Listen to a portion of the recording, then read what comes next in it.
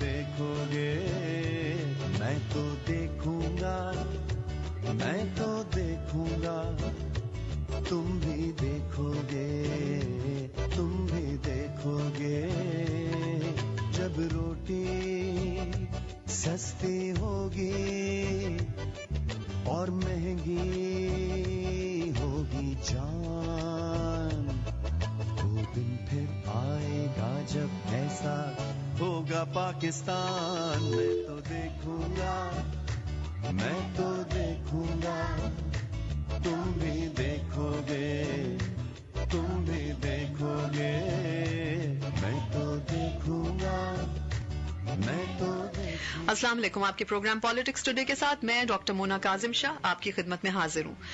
آج کا ہمارا پروگرام تھوڑا سا ڈفرینٹ نوعیت کا ہوگا. آج پالیٹکس پہ بات کم ہوگی اور سوشل ایشوز پہ بات زیادہ ہوگی, زندگی پہ بات زیادہ ہوگی, کیونکہ آج ہمارے بیچ موجود ہیں ہماری لیونگ لیجنڈ, ہماری بہترین رائٹر ہمارے ملک کی, سندھی اور اردو ادب دونوں میں انہوں نے یکساں نام کمایا, poets, published writer, novelist, Noor ul Huda Shah صاحبہ. Thank you so much, welcome to the studio. اچھا, ان کا میں انٹروڈکشن جو ہے وہ آدھے پیج کا ہے جو میں ضرور دوں گی. اچھا, نور جو ہے وہ اس وقت currently she is the C E O of Lahore based ایک چینل ہے A+, جس کی وہ سی ای او ہیں. اس کے علاوہ آپ کو پتا ہوگا کہ انٹرم گورنمنٹ میں آرکائیو اور انفارمیشن کا عہدہ جو ہے وہ ان کے پاس تھا اور انہوں نے اس کے اوپر کام کیا. And to make sure, Hamid Mir کے پروگرام میں بھی میں نے آپ کا انٹرویو سنا تھا کہ جسٹ ٹو میک شیور کہ free and fair elections, safe elections, and your government made sure of that. اچھا جی, اس کے علاوہ جو ہے وہ نور الہدیٰ شاہ کے نام سے ایک پروڈکشن ہاؤس بھی ہے ان کا, جس کا تمام script, theme of the dramas آپ اوور لک کرتی ہیں, رائٹرز اوور لک کرتی ہیں. ناول لکھنے میں ابھی میری آف دی ایئر بات ہو رہی تھی کہ she is mostly now going to focus on novel writing, اور یہ چاہتی ہیں کہ بہت لکھیں. اس کے علاوہ ذمہ داری بھی کرتی ہیں, اپنی ذمہ دار بھی اپنی زمین کی, وچ از امیزنگ. سو بہت پتہ ہے خبر رکھی. تو welcome to the show, what an honour. You know you have lived a million lives ماشاء اللہ in one lifetime. Amazing amazing. اچھا نور, بچپن سے شروع کرتے ہیں. حساس ہوتا ہے بچہ تب لکھتا ہے, آرٹس میں جاتا ہے, ایکٹنگ میں جاتا ہے, شاعری میں جاتا ہے. آپ کا بچپن کیسا تھا؟ میرا بچپن ایکچولی میں گھر میں تنہا بچہ تھی, ایک ون. ہاں, اور کوئی بچہ تھا نہیں. اور ایک اور چیز, ایک تو تنہا بچہ تھی, اور دوسری چیز یہ تھی کہ میرے بابا میں کچھ, بلکہ پیرنٹس میں کچھ ایسی چیزیں تھیں جو آہستہ آہستہ میں نے بہت بعد میں آگے جا کر ریئلائز کیا کہ مجھے رائٹر بنانے میں اس کا بھی بہت زیادہ حصہ ہے. اور لیکن بہرحال وہ ایک چھوٹا بچہ, اکیلا بچہ ہوتا ہے, سو بہت زیادہ سوچنا, ایک امیجنری اپنی میری ایک دنیا ہوتی تھی جس میں میرے 12 بھائی بہن ہوتے تھے. سو وہ میرے کیریکٹرز ہوتے تھے. ہاں وہی, تو میرے کیریکٹرز بھی وہی ہوتے تھے, ان کے نام بھی وہی ہوتے تھے. میں لاہور میں رہی. اچھا. سو ٹرین کا ٹریول لاہور اور حیدرآباد کے بیچ میں نے بہت کیا. تو مجھے آج یوں بھی لگتا ہے کہ ٹرین کی کھڑکی میں بیٹھ کر باہر کی طرف دیکھنا جو ہے, اس نے بھی مجھے وہ کہانیاں بنانے کی مجھ میں وہ چیز آئی. اور ایکچولی جس فیملی سے میں بلونگ کرتی ہوں سندھ کے, اس میں شاہ عبداللطیف بھٹائی سے لے کر بعد میں بہت سارے, اس زمانے میں بھی بہت سارے شاعر اور ادیب تھے. میرے نانا بھی شاعر تھے. سو یہ ساری چیزیں مل ملا کر میں بھی انہوں نے مجھے ایک بنایا ہو رائٹر. تو بچپن میرا اس طرح تھا کہ میں اکیلی ہوتی تھی اور کہانیاں زیادہ سوچتی تھی, اور بہت بہت بہت چھوٹی سی عمر میں نے لکھنا شروع کیا. اور لکھنا اور ڈرائنگ, یہ دونوں چیزیں. اچھا, دونوں expression, art of expression. Acting کا کبھی نہیں نور سوچا؟ میں آج جب دوسرے رائٹرز, ڈرامہ رائٹرز کے ساتھ بیٹھتی ہوں ایز سینئر رائٹر, جب انہیں میں اپنا ان پٹ دیتی ہوں, تو میں انہیں یہ کہتی ہوں کہ ایکچولی رائٹر خود پرفارمر ہوتا ہے. صحیح ہے. وہ خود پرفارم کرتا ہے جب ڈرامہ لکھ رہا ہوتا ہے. ایبسولوٹلی. سو مے بی میں ایک اچھی ایکٹر بھی بن جاتی, مگر میں نے اس طرف ٹرائی نہیں کیا. اچھا, لیکن جیسے ڈائلاگ ڈیلیوری وہ تو آپ یقیناً سمجھاتے ہیں, ڈائلاگ ڈیلیوری ایسے کرو ایسے دیکھو, تو بہت میٹر کرتی ہے, بہت میٹر کرتی ہے. بالکل, کیونکہ they are your extensions on the screen. Exactly. بلکہ ڈرامہ رائٹر جو ہے وہ تو ڈائلاگ بول کر دیکھتا ہے کہ یہ کس طرح بولا جائے گا, اور پھر اسی طرح سے لکھتا ہے. یہ تو ہے. اچھا نور, آپ کے بارے میں جو مجھے بڑی انٹریگنگ ایک بات لگتی ہے, اور یقیناً میرے سننے والے بھی اس وقت جو ہے ان کے دماغ میں ماروی گھوم رہا ہوگا, کیونکہ وہ ایک پہلا ایسا ڈرامہ تھا پاکستان کی ہسٹری میں جس نے رورل علاقوں کی انٹیریئر کی ایشوز اٹھا کے اربن لوگوں کے ڈرائنگ روم میں پہنچائے. اور اس سے پہلے شاید ان لوگوں کو تو اندازہ ہوگا جو ڈائریکٹلی یا جرنلسٹ تھے یا اس فیلڈ میں کسی نہ کسی طرح سے انوالو تھے, جہاں دوسروں کے کلچر, دوسروں کے ایشوز آپ کو پتا ہوتے ہیں. بٹ ایک عام آدمی, ایک عام شہری شاید انٹیریئر کے اندر ہونے والے ان مظالم کا, ایک جو کلچر کے نام پہ ایک بنا ہوا ہے ایک سسٹم, اس کو اتنا پتا نہیں تھا. آپ کے ڈراموں سے وہ چیزیں اٹھ کے لوگوں کو پتا چلی, اویئرنیس کریٹ ہوا. مالوی کے بعد سے لے کے ابھی تک کا سفر آپ کیسے دیکھتی ہیں؟ Have the things improved in all those 83 میں شاید وہ ڈرامہ پہلی بار؟ ایکچولی وہ جنگل ہے. اچھا, ہاں, آپ جو چیز کہہ رہی ہیں وہ 83 میں جنگل. اچھا 93 میں مالوی میں نے لکھا تھا, اور جنگل بالکل ایک ایسا ہی ایکسپیرئنس تھا, اور لوگوں کے لیے یہ سب کچھ بالکل ہی نیا تھا. اس سے پہلے جو حالات تھے ڈرامہ کے, وہ کچھ یوں تھے کہ پاکستان ٹیلی ویژن پر جو یوں کہیں کہ جو ایکچولی پاکستان کا جو کلچر ہے چاروں صوبوں کے حوالے سے, اسے کبھی ٹچ نہیں کیا گیا تھا.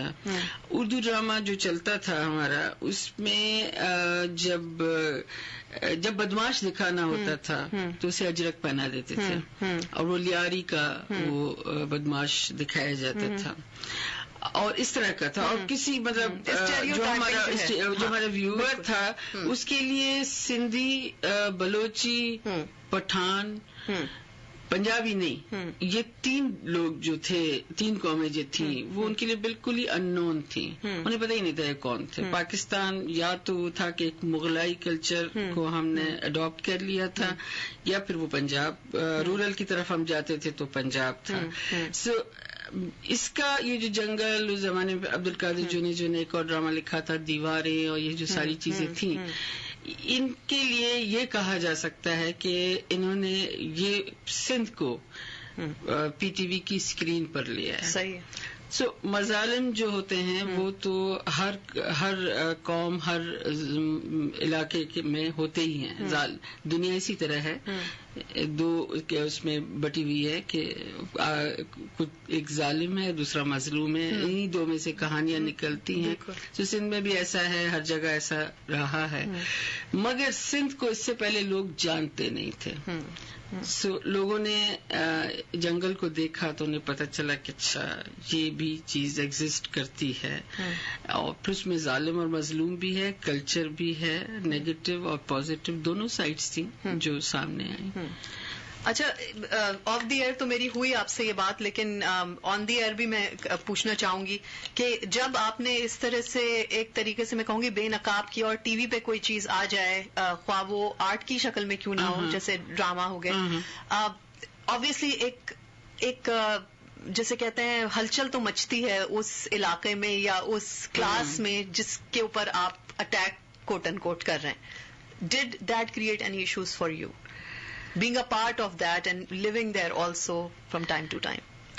میں تھوڑا سا اس کا بیک گراؤنڈ بھی ساتھ ساتھ آپ کو بتاتی چلوں کہ میں نے یہ لکھا کس طرح ہے, اور میں کس طرح دیکھیے میرا پورا بچپن جو ہے وہ سندھ میں گزرا نہیں. فیوڈل کلاس سے ایک حد تک میرا تعلق ہے, اور میں نے اپنے پیرنٹس کو اس طرح نہیں دیکھا. میرے پیرنٹس میں بڑی فقیری تھی, تو پھر میں جب سندھ آئی، ایکچولی میرے جو والد تھے وہ 1 یونٹ تھا، ایوب خان کا زمانہ تھا، 1 یونٹ تھا، تو اس زمانے میں وہ لاہور میں ان کی جاب تھی. پھر 1 یونٹ ختم ہوا تو ہم سندھ کی طرف سے آئے، سندھ کی طرف آئے. تو یہاں جب میں آئی تو میں نے کچھ نئی چیزیں دیکھی. تو یہ میری ایک آبزرویشن تھی کہ ایسا بھی ہوتا ہے. ہاں میں ان سے بلونگ بھی کرتی ہوں، میں اس کلچر کا پارٹ بھی ہوں، اسی میں اٹھتی بیٹھتی ہوں اور سارا کچھ ہے. سو میں نے جو دیکھا وہ میں نے لکھا. بٹ مجھے لکیلی سمجھا یہ گیا ہے کہ بہت مجھے تھریٹس ملے، بہت کچھ مجھے پرابلمز آئیں. ایسا کچھ ہوا نہیں. مجھے کسی نے سامنے آ کر ایسا کوئی نقصان نہیں پہنچایا. مجھے کبھی نہیں لگا کہ کوئی مجھے مار دے گا. میں نے بڑی مزے سے زندگی گزاری. جنگل میں نے جب لکھا تھا تو میری ایج اس وقت 26 تھی. اور جب میرا انٹرویو ہوتا تھا تو انٹرویو لینے والا جو بھی ہوتا تھا جرنلسٹ، تو اسے تھوڑا سا مجھے لگتا تھا وہ مجھے بڑے غور سے دیکھتے ہیں کہ یہ 26 کی بڑی چیز کیسے لکھی لی ہے. تو میں نے 2 سال اپنی ایج بڑھا دی تو میں 28 بتانا شروع کر دیا. اینی ویز پر ایسا کچھ ہوا نہیں. میرے چھوٹے چھوٹے بچے ہوتے تھے 2-3، میں مزے سے ان کے ساتھ باہر نکلتی تھی. مجھے کبھی ڈر نہیں لگا کہ ایسا کچھ ہوگا. ہاں ایسے کچھ لوگ جن کے نام بہت سے لوگ جانتے ہیں مگر میں نام نہیں لوں گی اس وقت. ایسا ضرور ہوا کہ وہ لوگ کبھی میرے سامنے آئے تو انہوں نے بہت کچھ کہہ دیا مجھے، جو obviously تھوڑا سا تکلیف پہنچاتا ہے. بٹ میں آپ کو شیئر کرتی چلوں آپ کے ساتھ اس کا جو ایک اور رخ ہے اس تصویر کا، وہ آپ کے ساتھ میں شیئر کرتی چلوں تو آپ کو مزہ آئے گا سن کر. کہ یہ دوسری سائڈ اس کی یہ تھی کہ میں نے جب جنگل ڈرامہ لکھا اس کے کوئی 3 سال کے بعد میں کراچی میں اپنی ایک فرینڈ کے گھر گئی. تو وہاں پر میری فرینڈ کی جو مدر تھی وہ اسے کہہ رہی تھی کہ وہ ساتھ والا جو اپارٹمنٹ میں کوئی لڑکی تھی اسے بلا لو، وہ ملنا چاہ رہی تھی، یہ وہ بار بار وہ. تو میں سوچ رہی تھی اس زمانے میں نے بہت زیادہ جنگل سے میں نے بہت زیادہ شہرت، بہت زیادہ فیم ملا مجھے. تو میں سوچ رہی تھی میری کوئی فرینڈ ہوگی وہ مجھ سے ملنا چاہ رہی ہے. اوکے خیر کچھ دیر کے بعد وہ لڑکی آئی. اس کی گود میں ایک چھوٹا سا بیبی تھا، نیو بورن یا تھوڑا سا بڑا کچھ اتنا. سو پہلے تو اس نے کہا کہ میں آپ کی فین ہوں، یہ ہے وہ ہے. تو پھر اس نے مجھے کہا کہ آپ کو پتا ہے میری یہ بیٹی جو ہے اس کا نام کیا ہے؟ کیا ہے؟ تو کہہ لیں گے اس کا نام نور الہدی شاہ ہے.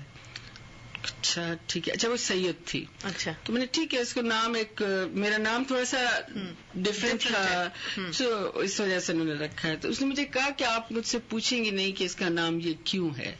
تو میں نے اس سے پوچھا تو اس نے مجھے بتایا کہ ہمارے خاندان میں لڑکیوں کی شادی کبھی بھی نہیں ہوئی. میری پھوپھیوں کی نہیں ہوئی، ان سے پہلے والیوں کی بھی نہیں ہوئی.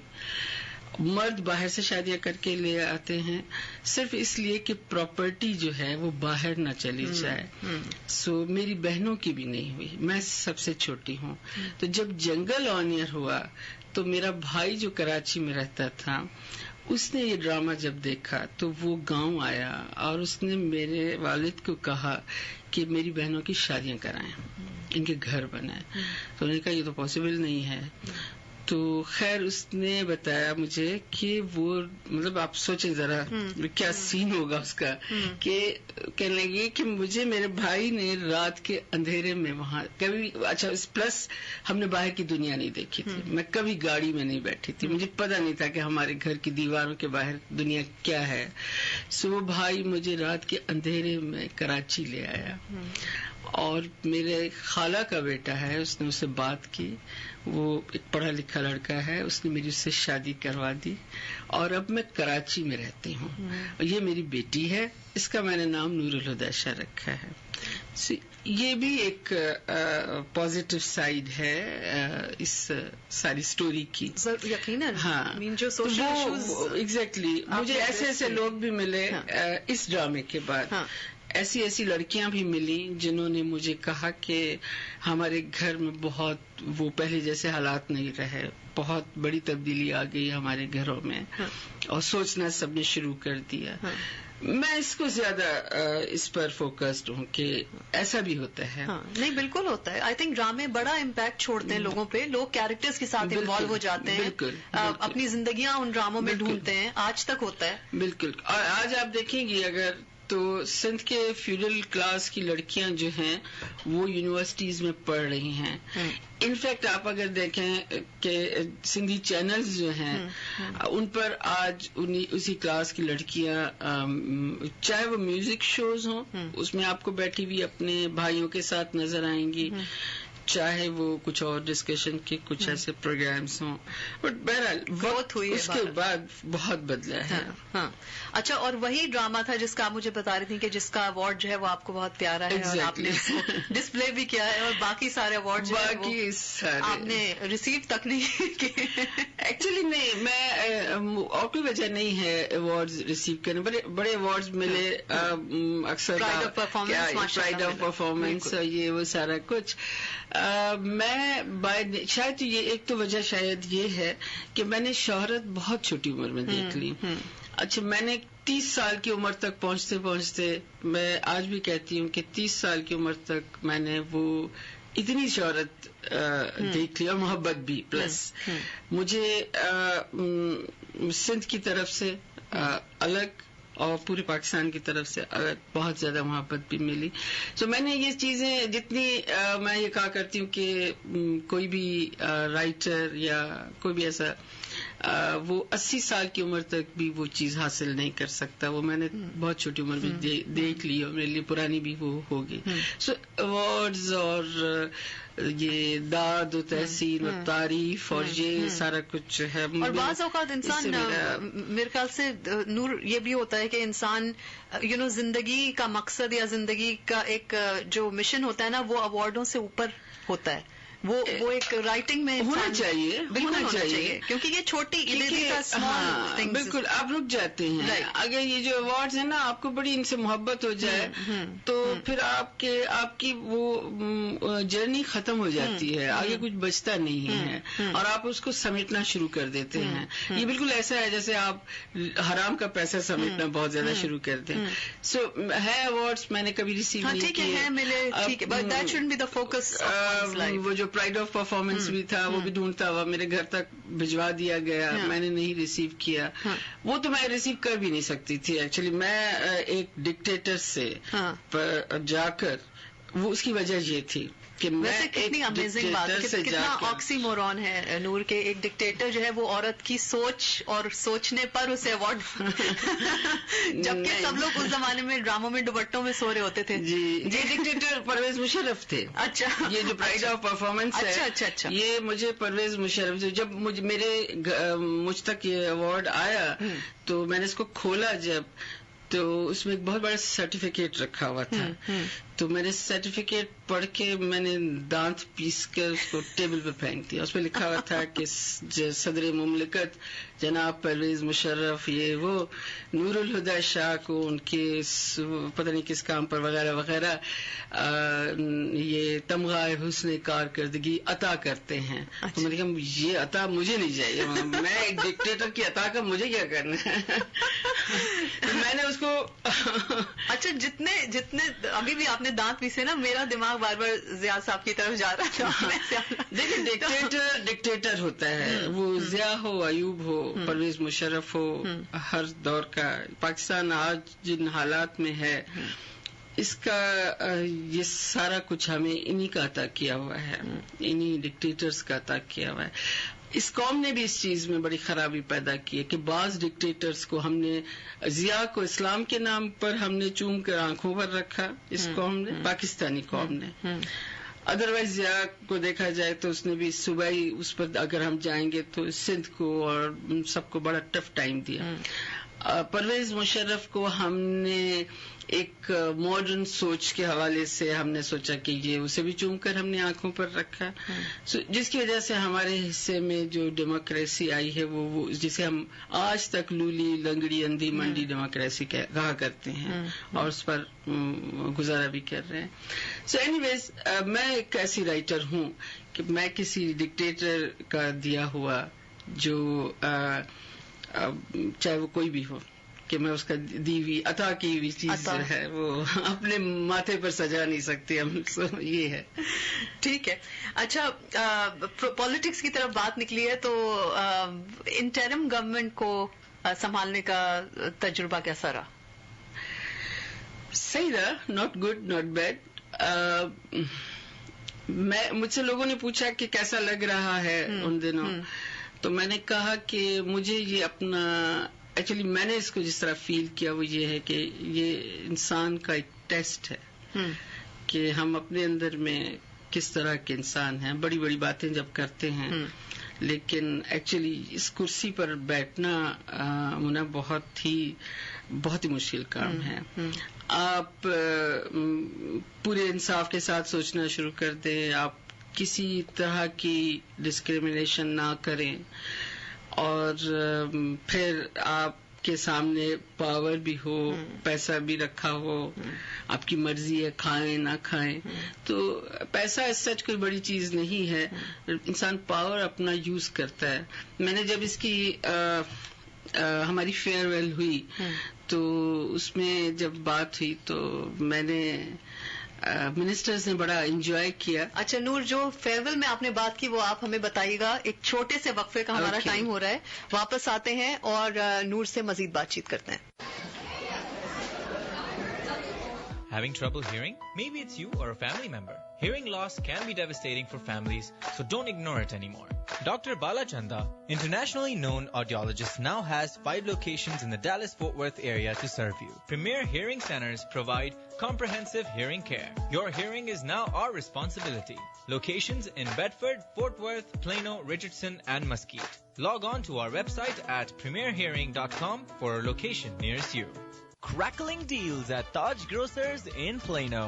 Vermicelli 6 for $1. Basin 56 ounce for $3.99. Ruafza rose syrup $1.79. Pitted dates 2 pounds for $3.99. Visit taj-grocers.com for more details. School's out and now the kids are home 24/7.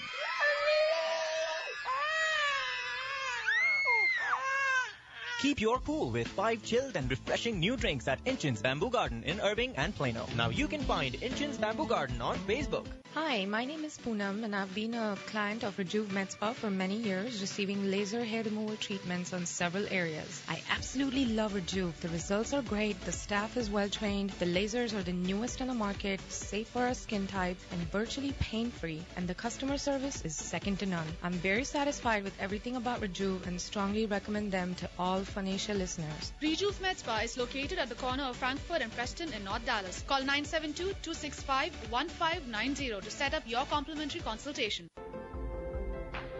Do you have a legal case and wonder if it's being handled properly? After much demand from the community, Ahluwalia Law Offices is offering a solution. In addition to regular consultations, Ahluwalia Law Offices is offering discounted second opinion consultations. Call 972-361-0606 or email consult@mydesilawyer.com to schedule an appointment for a personal consultation. 972-361-0606. Tune into their show on Fun Asia Radio 1110 AM every Wednesday and Friday mornings at 9 AM and ask your legal questions. Primary office, Dallas, Texas. You're already familiar with the Bombay Chopsticks in Irving. And now, Bombay Chopsticks, bringing Bombay to the streets of Dallas. Bombay Chopsticks on wheels, catering for all your special events.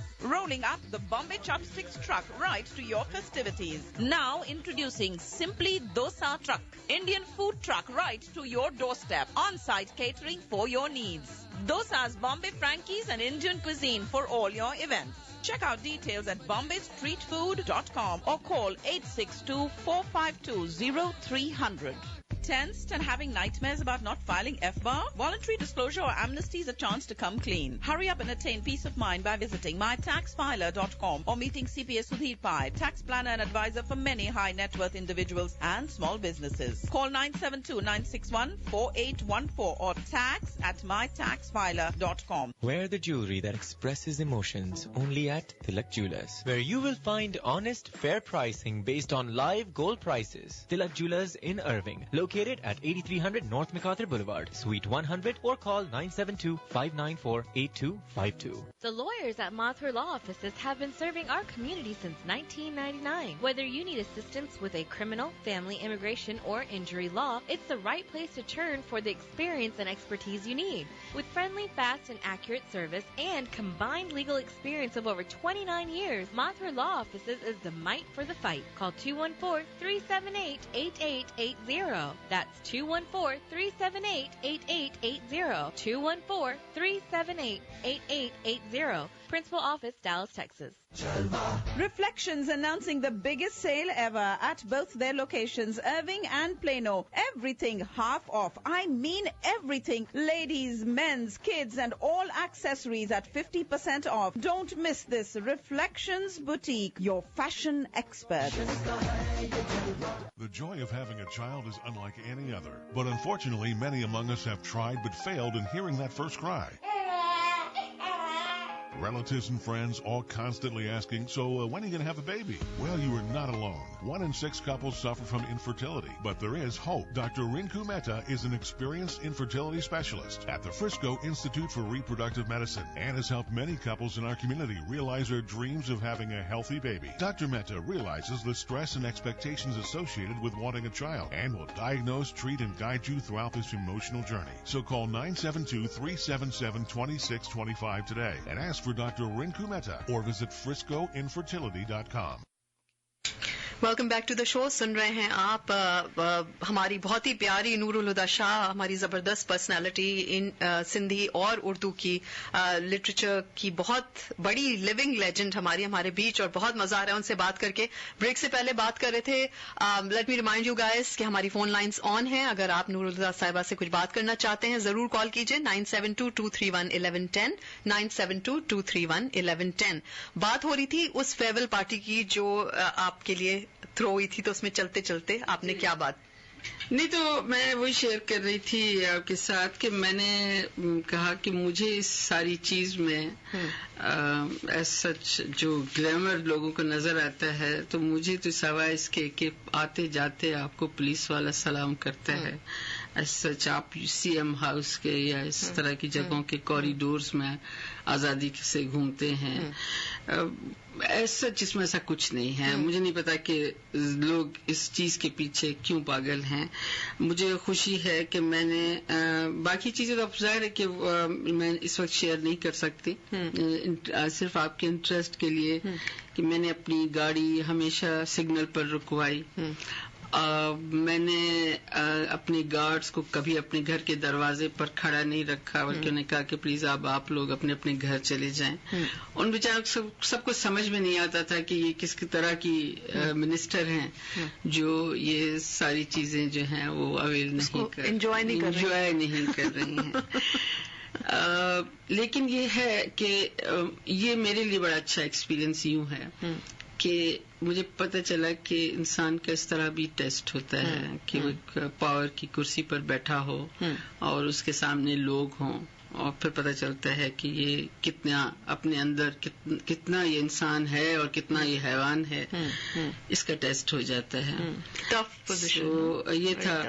मैंने जिस दिन उसे ministry से मामला खत्म हुआ, घर आई, मैंने अपने फेसबुक पर अपना स्टेटस लगाया और लोगों को पसंद आया वो. लेकिन वो मेरे दिल की आवाज थी जिसमें मैंने लिखा कि अल्हम्दुलिल्लाह मैं आज उस कुर्सी पर से खाली हाथ खाली दामन उठाई हूँ जो जा और जर के सीने पर रखी है. सो ये एक तजुर्बा था, और एक राइटर के लिए मेरा ख्याल है कि शायद आगे जाकर मैं ऐसे किसी तरह से लिखूं भी. बट नूर, हमें ऐसे लेवल हेडेड लोगों की, ऐसे सेंसिटिव लोगों की जो दर्द समझने की, जिनके अंदर मैच्योरिटी है, जरूरत है हमारे पॉलिटिकल सिस्टम को, हमारे माशरे को, آپ نے کبھی سوچا نہیں کہ آپ اپنے اس عہدے کو انٹرم لیول سے اٹھا کے ایک پرماننٹ لیول میں لے کے اس کو ایوالو کر لیں؟ نہیں، دیکھیے میں اپنی جگہ جو بھی کرتی ہوں میں سمجھتی ہوں کہ میں اپنا کام جو بھی میرا رول ہے جتنا بھی میں کچھ ڈلیور کر سکتی ہوں میں کرتی ہوں. پالیٹکس کا جہاں تک مجھے بہت سے لوگ یہ پوچھتے ہیں، مجھ میں ایک خرابی بھی ہے، وہ یہ ہے کہ میں یس باس ٹائپ پرسن ہوں نہیں. میں نے ایک دن اپنے بچوں کو ہنس کر کہا کہ میں نے اپنی زندگی میں کبھی لفظ یس سر یوز نہیں کیا. سو اب جب میں سی ایم سے بات کرتی ہوں تو مجھے بڑی مطلب زور لگانا پڑتا ہے کہ میں یس سر کر کے بعد نو سر یس سر کر کے بات کروں. اور پھر جس طرح کے پولیٹیشینس ہمارے ملک میں ہیں انہیں تو میں کبھی بھی یس سر نہیں کر سکتی. ظاہر کہ کوئی پارٹی میں جوائن کروں اور پھر ان میں سے کسی ایک کے آگے ہاتھ جوڑ کر کھڑی ہو جاؤں، زبان میری بند نہیں ہوگی تو اور مجھے کہا جائے گا کہ بی بی اب آپ گھر جائیں، تو اس لیے اچھا ہے کہ میں ان معاملات سے ذرا دور رہوں. ہاں یہ جیسے یہ بھی تھا تو یہ بھی ایسا کچھ نہیں تھا کہ میں نے کوشش کی تھی، ایون مجھ سے پوچھا بھی نہیں گیا تھا. میں نے ایک شام اچانک مجھے کسی نے کال کی کہ ٹی وی پر دیکھو تمہارا نام یہ چل رہا ہے، تو اچانک میرے سامنے یہ آیا. مجھے بہت سے لوگوں نے، جس طرح آپ یہ بات کہہ رہی ہیں، اس میں بہت سے فرینڈز نے یوں پریشرائز کیا کہ جب ایسا وقت آتا ہے تو تم جیسے لوگ ہٹ کر کھڑے ہو جاتے ہیں کہ نہیں جی ہمیں اس کرسی پر نہیں بیٹھنا ہے.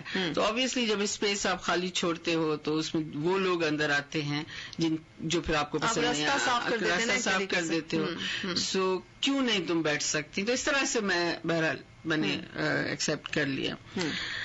آئی ڈونٹ نو، میں آئندہ زندگی میں پالیٹکس میں میرا بہت زیادہ انٹرسٹ ہے. میں اپنی ایک سوچ بھی رکھتی ہوں، لیکن وہ یہی ہے کہ جو پاکستانی سسٹم ہے نا پالیٹکس کا، اس میں مس فٹ ہوں، میں نہیں کر سکتی. وہ کچھ اور راستہ ہوگا، کچھ اور طریقہ ہوگا تو میں بھی آگے جا کر میں کچھ ایسا کر لوں.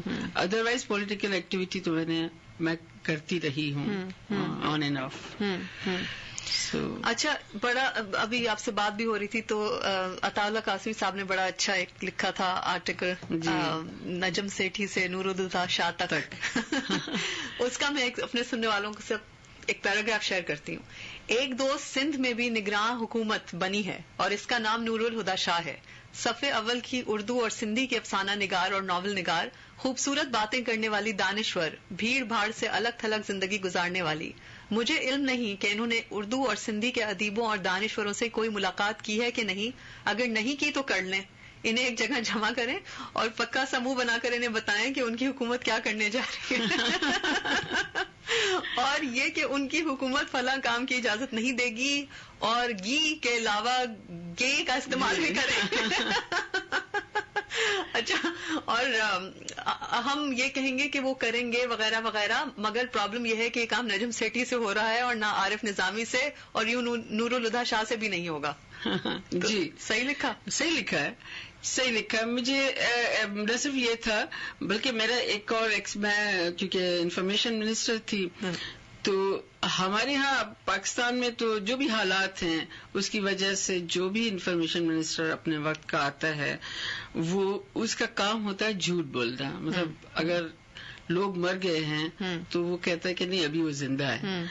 اگر کہتے ہیں کہ گورنمنٹ نے وقت پر کچھ نہیں کیا تو کہتے ہیں نہیں جی آپ جا کر دیکھیں اس وقت ہم وہیں کھڑے ہیں. اس طرح کا جھوٹ جو ہے اس کا کام یہ ہوتا ہے. تو میں نے ضرور کیا کہ شروع میں مجھے تھوڑی سی پریشانی ضرور ہوئی، پھر میں نے ڈیسیژن لیا کہ جھوٹ بولنے کی ضرورت ہی نہیں ہے. مطلب جھوٹ نہیں ہے، انکار جو ہے وہ کرنے کی ضرورت نہیں ہے. جو سچائی ہے، کیونکہ منسٹر کوئی آسمان سے نہیں آتا ہے، وہ اسی قوم کا حصہ ہوتا ہے، اسی ملک کا حصہ ہوتا ہے. لوگ مارے جا رہے ہیں، ہمیں اس کی تکلیف ہے. سو اس طرح سے میں نے ذرا خود کو ایک لو پروفائل میں رکھا کہ میں اوپر سے نہیں آئی اس میں. اور دوسرا یہ ہے کہ میں نے جھوٹ نہیں بولا، میں نے انکار نہیں کیا کسی بھی چیز سے.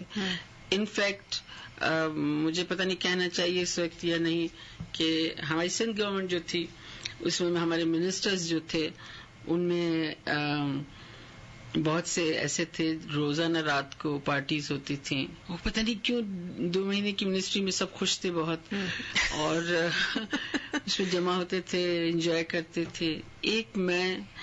ایک جو ہمارے سی ایم تھے وہ ہم نہیں گئے کبھی. تو ایک دن مجھ سے کسی نے کہا آپ کیوں نہیں آتی ہیں؟ میں نے کہا میں نہیں آ سکتی کیونکہ ان دنوں کچھ بلاسٹ وغیرہ ہوئے تھے. میں نے کہا میں نہیں آ سکتی, میں گورنمنٹ میں ہوں اور مجھے کوئی حق نہیں پہنچتا کہ جس وقت اس شہر میں لوگ مارے جا رہے ہوں اس وقت میں دعوتیں اڑا رہی ہوں. تو یہ نہیں ہو سکتا. تو بہرحال یہ اس طرح کا ایک تجربہ تھا.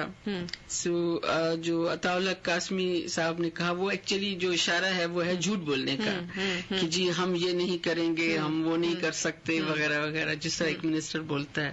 میں نہیں کر سکی, مجھ سے نہیں ہوا, وہی بات ہے. یہ لکھ بھی گئے نا آخر میں کہ یہ تو ویسے بھی چند دن کے مہمان ہیں, اس کے باوجود میں نے تو ان کی تعریف کر دی, اللہ میاں مجھے معاف کرے. تو اچھا نور, پاکستان میں مسئلے بہت ہیں آبویسلی. ایک رائٹر کے لیے ٹاپکس کی کمی نہیں ہے, دکھوں کی کمی نہیں ہے. جی کون سا ایسا ایک موضوع ہے جو آپ نے ابھی تک شاید ٹچ نہ کیا ہو؟ دیکھیں یہ تو بالکل وہ ہے کہ ہزاروں خواہشیں ایسی ہر خواہش پر دم نکلے. ایک رائٹر جو ہے وہ ایکچولی لکھتا ہی اسی لیے ہے کہ وہ اس جگہ پہنچنا چاہتا ہے جو دراصل وہ لکھنا چاہتا ہے. تو اس خواہش میں وہ بہت سی چیزیں لکھتا ہے.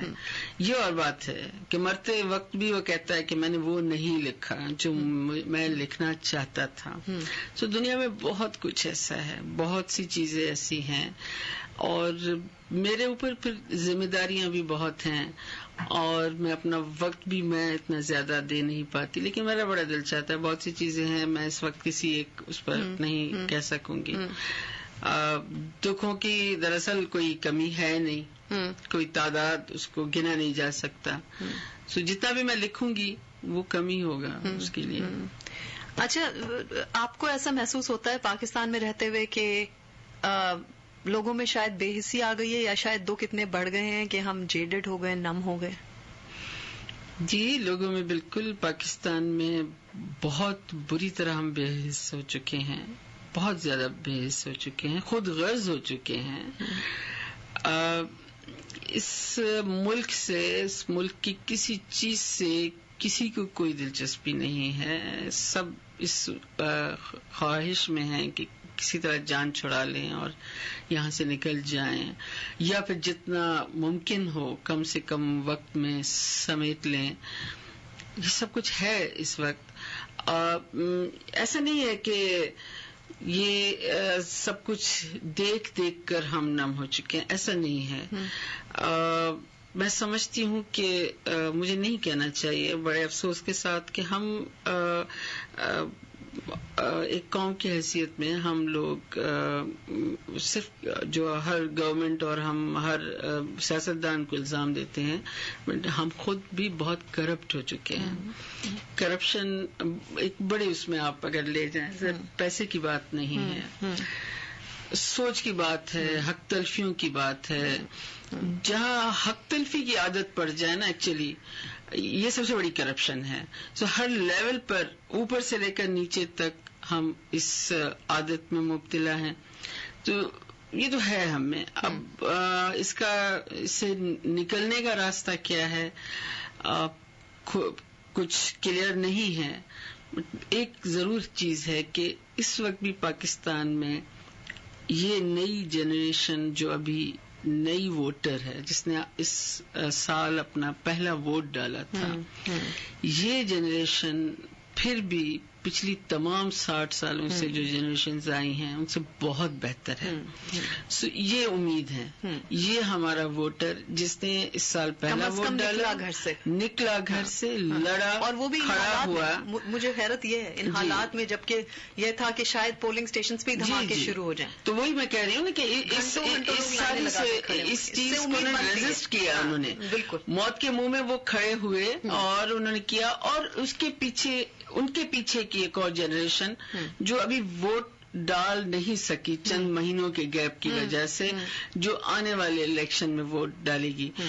صرف یہ وہ چیز ہیں لوگ جن میں اب امید ہے کہ شاید 5 سال کے بعد یا 10 سال کے بعد پاکستان ایک لیکن اس کے لیے بھی ایک بڑی شرط ہے. وہ یہ ہے کہ اب اگر کوئی ڈکٹیٹر نہ آئے, اب اگر ہم لوگ نئے آنے والے خدا نخواستہ ڈکٹیٹر کو چوم کر اپنی آنکھوں پر نہ بٹھائیں, یہ ٹرینڈ ختم ہو جائے, تو میں سمجھتی ہوں کہ اس کی امید کی جا سکتی ہے.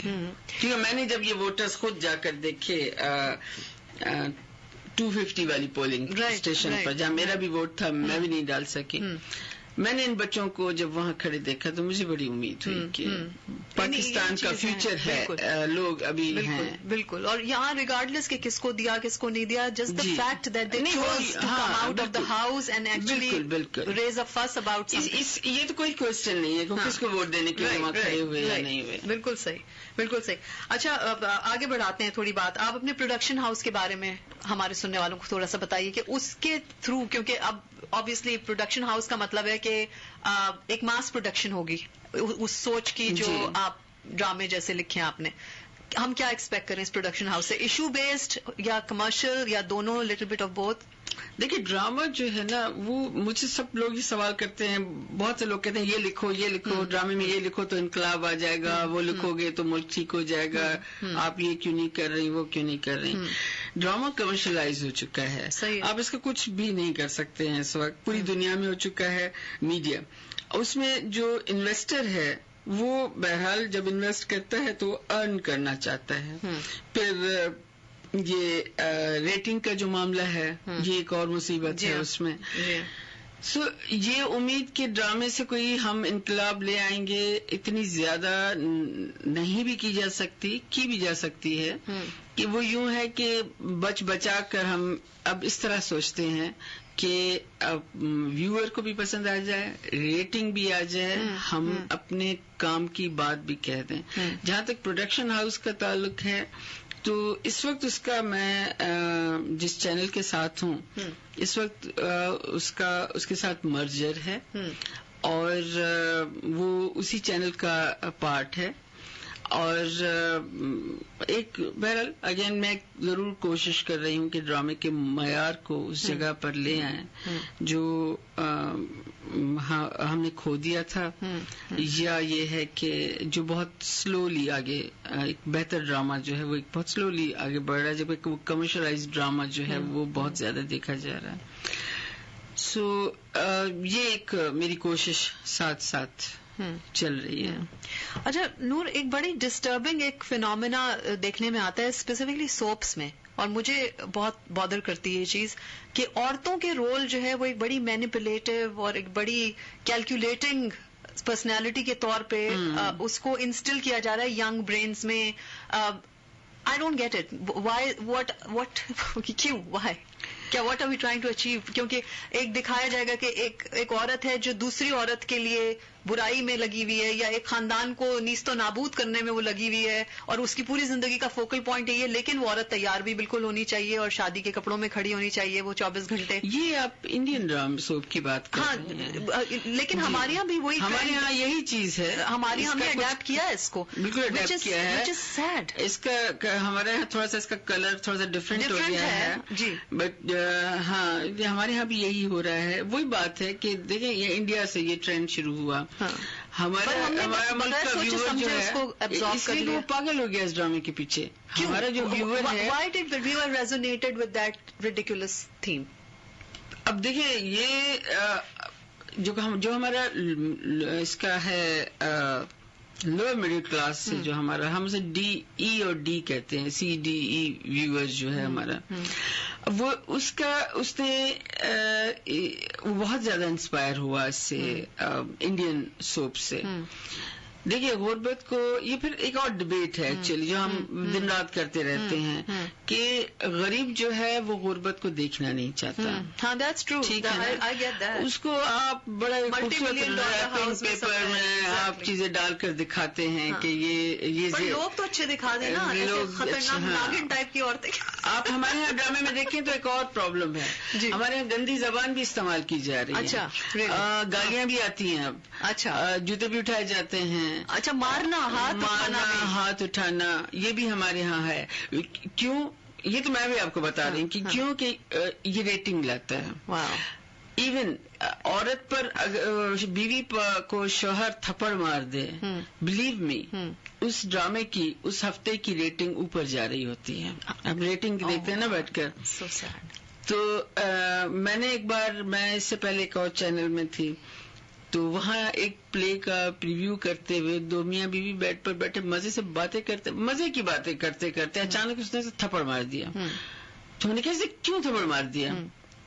تو ہمارے جو کانٹینٹ سے ریلیٹڈ ایک صاحب تھے, انہوں نے کہا میں نے کروایا. کیوں کروایا ہے؟ ریٹنگ کے لیے.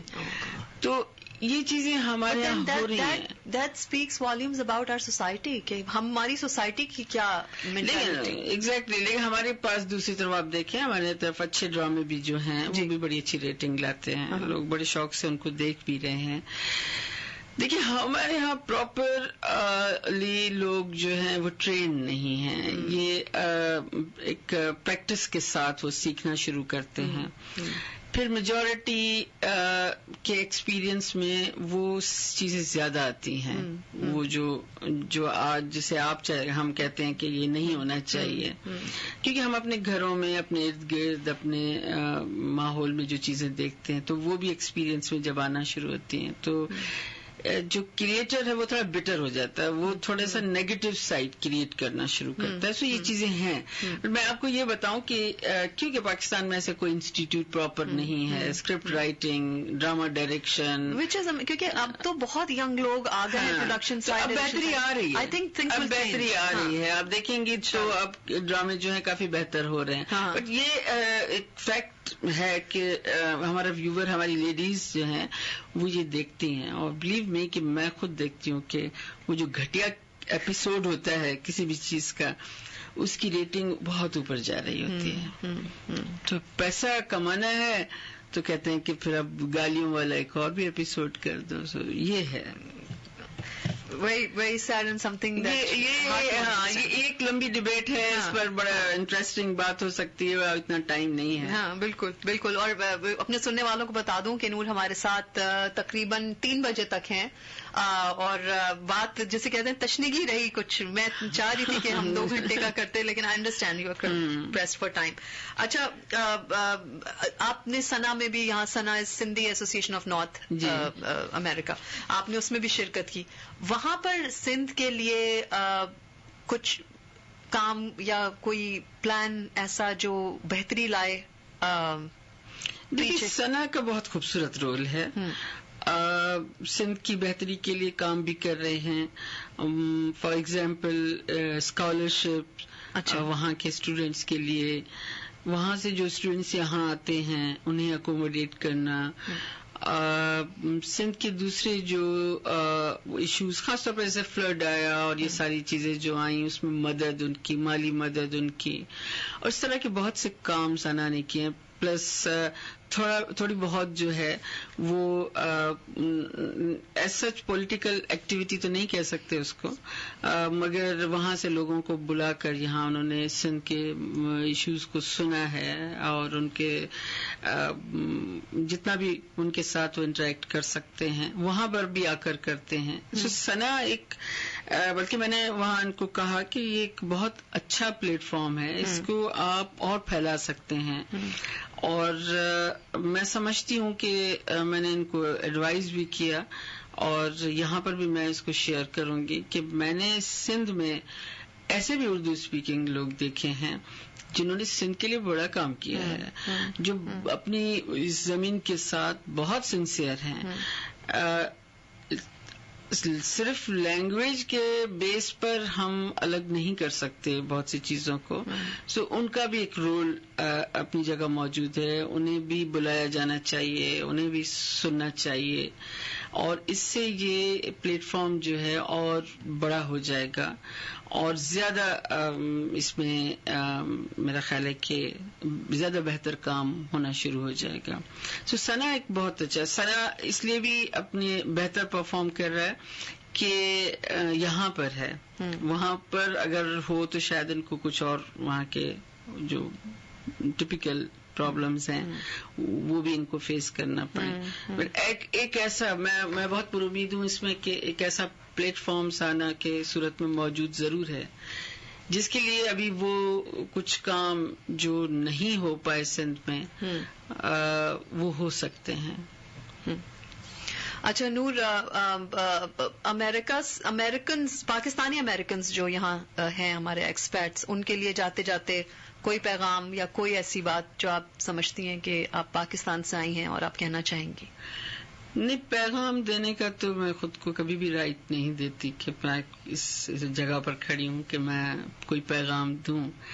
میں نے یہاں جو ہے پاکستانی ہیں ان میں جو محبت دیکھی ہے ایک دوسرے کے لیے, میرے لیے تو خیر میں مہمان ہوں سو مجھے تو بہت ہی زیادہ, بٹ ایک دوسرے کے لیے جو محبت, جو اپنائیت میں نے دیکھی ہے, کاش کہ اس طرح سے ہم وہاں بھی ہم ہو جائیں اس طرح سے. اور یہ سب چیزیں ہیں وہی کہ امید بڑھ جاتی ہے کہ شاید آنے والے دن ہمارے بہتر ہوں. میں صرف اتنا ضرور کہوں گی کہ یہاں والے جس سکون میں ہیں وہ انہیں مبارک, لیکن ہاں وہاں پر جو حالات ہیں سو اپنے ہم وطن کی انگلی پکڑ کر انہیں ضرور تھوڑا سا آگے لانے کی کوشش کرتے رہنا چاہیے, کر ہی رہے ہیں, سو کرتے رہنا چاہیے ان کو. بہت شکریہ نور الہدیٰ شاہ ہمیں جوائن کرنے کے لیے, اور میں چلتے چلتے ہنا بھنگر اور موسم بھنگر صاحب کا بہت شکریہ ادا کروں گی کہ انہوں نے ہمارے لیے وہ ان کو اسٹوڈیو میں بھی لے کے آئے اور اتنی اچھی مہمان کو انہوں نے ڈیلس میں ہوسٹ کیا اور ہمیں اپرچونٹی دی کہ ہم ان کے ساتھ بات چیت کریں اور ایکسچینج آف ڈائلاگ کریں. بہت بہت شکریہ. بہت بہت شکریہ آپ کا.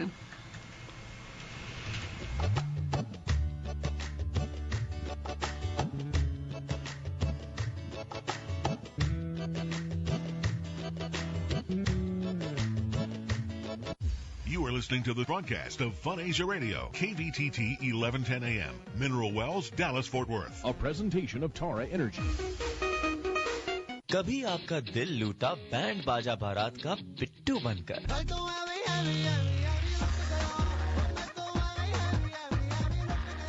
تو کبھی آپ ہی کو لوٹا رکی بہل بن کر,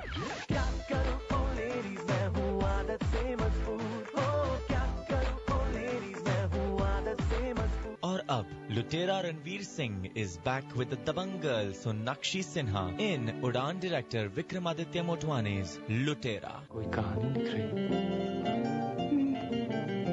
لڑکا ہے کہانی میں اور ایک لڑکی, دونوں پیار کرتے ہیں ایک دوسرے سے. نہیں, پیار میں پڑھنے والے ہیں. Come experience love and heartbreak from a different era of romance. جاتے جاتے تمہیں اس کا دل توڑنا پڑے گا, تم توڑو گے, توڑنا تو پڑے.